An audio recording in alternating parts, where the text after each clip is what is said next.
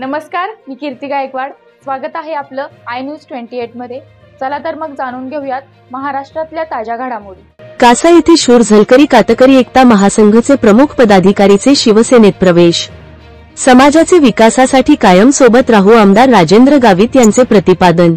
डहाणू तालुक्यातील कासा येथे कातकरी समाजाच्या हक्कासाठी लढा उभारणाऱ्या शूर झलकरी कातकरी एकता महासंघचे अध्यक्ष माननीय रमेश दादा सवरा यांच्या नेतृत्वाखाली शेकडो प्रमुख पदाधिकारी यांनी राज्याचे लोकप्रिय उपमुख्यमंत्री तथा शिवसेना मुख्य नेते व उपमुख्यमंत्री एकनाथ शिंदे साहेब यांच्या नेतृत्वावर विश्वास ठेवून आणि पालघरचे लोकप्रिय आमदार माननीय राजेंद्र गावित साहेब यांच्या नेतृत्वाखाली शिवसेना पक्षात प्रवेश केला.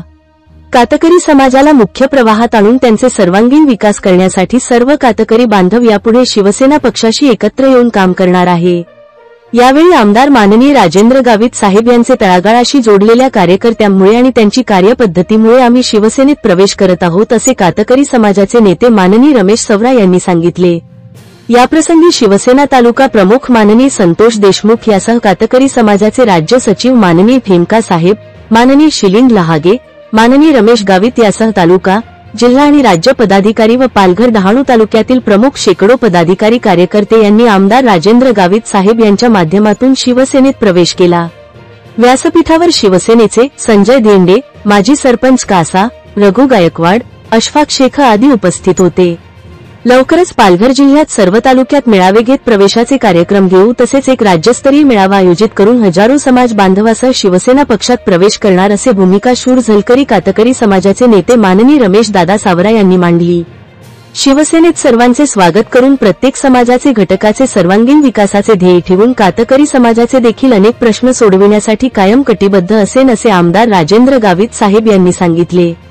यावेळी कार्यक्रमाचे सूत्रसंचालन आणि आभार ॲडव्होकेट निलेश राऊत यांनी केले. रिपोर्टर इंडिया न्यूज 28 साठी रहीम कुरेशी, डहाणू विधानसभा मतदारसंघाची रिपोर्टर. महासंघाचा शूर झलकरी कातकरी एकता महासंघाचा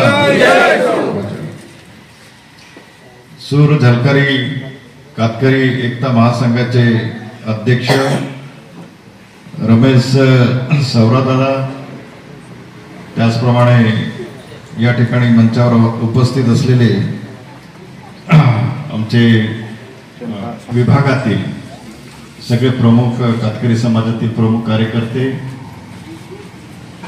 आणि सगळे ज्येष्ठ पत्रकार, इलेक्ट्रॉनिक आणि प्रिंट मीडियाचे सगळे पत्रकार बंधू, त्यांना फक्त आता 11th आवरला, एका तासापूर्वी सांगितलं तरी ते सगळे आवर्जून उभे आहेत. म्हणजे याचा अर्थ आपल्याला तुमच्याविषयी त्यांचे खूप प्रेम आहे, आदर आहे, म्हणून त्यांच्याही टाळ्या वाजून आपण त्यांना धन्यवाद दिले पाहिजे.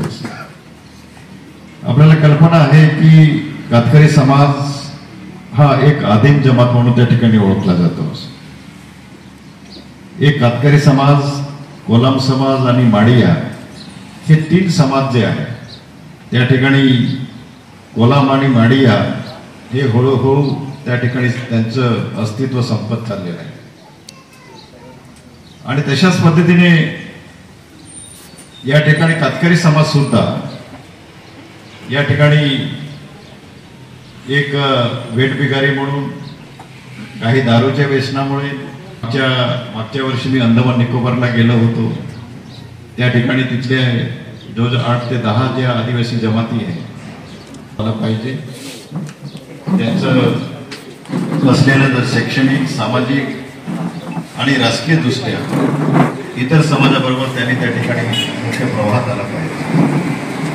आणि म्हणून त्या दृष्टिकोनातून या ठिकाणी राज्य सरकार आणि केंद्र सरकारचं सुद्धा त्या ठिकाणी मी या ठिकाणी आपल्याला मुद्दाम सांगू इच्छितो की रमेश दादा, तुमची संघटना ही कायमस्वरूपी अशीच राहू द्या. तुमचे अस्तित्व हे स्वतंत्र ठेवा. सतत मी तुमच्या बरोबर आहे. 2004 पासून मी तुमच्या बरोबर आहे आणि गेल्या 22 वर्षापासून या कातकरी समाजासाठी जे किंवा लोकसभेमध्ये असेल आणि म्हणून तुमचे जे प्रश्न जे आहेत हे प्रश्न त्या ठिकाणी एक तुमचा लोकप्रतिनिधी म्हणून या ठिकाणी आम्ही ते मांडण्याचा त्या ठिकाणी निश्चितच प्रयत्न करू.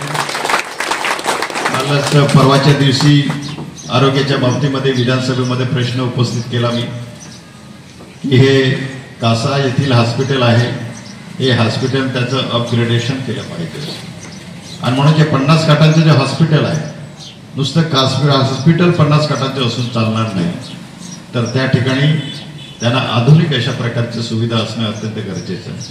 आणि म्हणून त्या संदर्भामध्ये मी स्वतः त्या ठिकाणी जाणीवपूर्वक त्या ठिकाणी मी लक्ष दिलं आणि लवकरच आरोग्यमंत्री डॉक्टर प्रकाश आंबेडकर आणि मंत्रालयाचे सेक्रेटरी यांच्याबरोबर त्या ठिकाणी एक बैठक घेऊन या 200 बेडचे जे हॉस्पिटल पालघरचं त्या ठिकाणी 200 बेडचे एक सुपर हॉस्पिटल तयार झाल्यानंतर त्या ठिकाणी MRI, CT स्कॅन, डायलिसिस आणि त्या ठिकाणी आपल्याला काय म्हणतो आपण सोनोग्राफी, या सोनोग्राफी अशा प्रकारच्या सगळ्या सुविधा त्या ठिकाणी आपण उपलब्ध करणार आहोत, जेणेकरून तुम्हाला एखादा मोठा ऍक्सिडेंट झाला तर मुंबई आणि गुजरात शिवाय दुसरा पर्याय नाही. आणि म्हणून मित्रांनो, आज मी बघतो आहे या ठिकाणी पत्रकार बंधू पण उपस्थित आहे. खरोखरच खूप वाईट परिस्थिती आहे. या हायवेच्या याच्या ऍक्सिडेंटमुळे अनेक बालकांचं त्या ठिकाणी अनेक लोकांचं ऍक्सिडेंट होत आहे.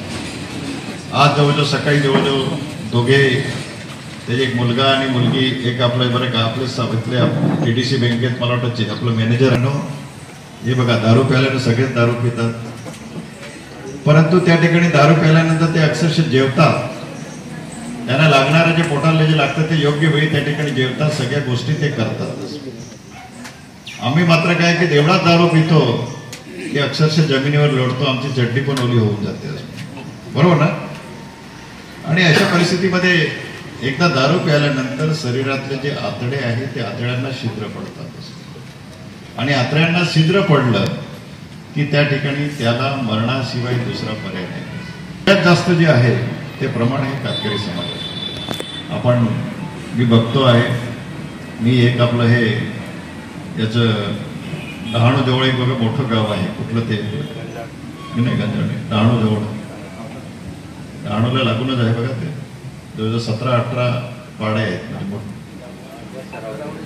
सरावली नाही, लेपला आहे, कैनाडला या ठिकाणी राहुल कुठे गेला आहे, राहुल कुठे गेला. कैनाडला असा एक मोठा ऍक्सिडेंट इथे काशाला झाला होता. जवळजवळ किती 9 ते 10 लोक एकाच वेळेस मेली होती अप्सरासमोर, अप्सरा जवळ.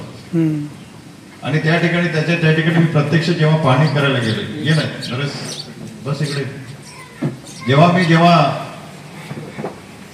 आपले इंडियन ऑइलचा टँकर त्या ठिकाणी जळाला आणि इंडियन ऑइलच्या ये ना पुढे ना इंडियन ऑइलचा जो टँकर जो जळाला होता आणि त्यावेळेस त्या ठिकाणी मजुरीसाठी आपल्या त्या महानगरपालिका क्षेत्रामध्ये मी कामाला जात असताना अक्षरशः 9 ते 10 लोक त्या ठिकाणी जळून खाक झाले.